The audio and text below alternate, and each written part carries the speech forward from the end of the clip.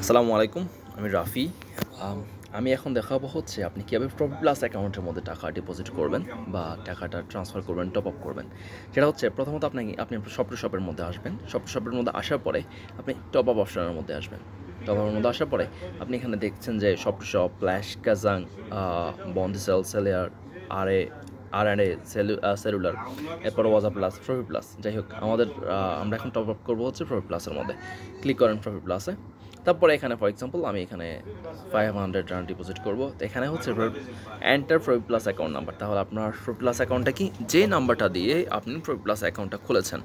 For example আমি আমার cellphone নাম্বারটা দিয়ে দিচ্ছি, 43282279। ওকে, রেফারেন্স জাস্ট ডাজেন্ট ম্যাটার, এটা কিছু না। আপনি আপনার ফোন নাম্বারটা ঠিক থাকলেই টাকা আপনার অ্যাকাউন্টে টপ আপ হয়ে যাবে। আমি এখন টপ আপ দিলে আমার অ্যাকাউন্টে টাকাটা রিফ্লেক্ট হয়ে যাবে।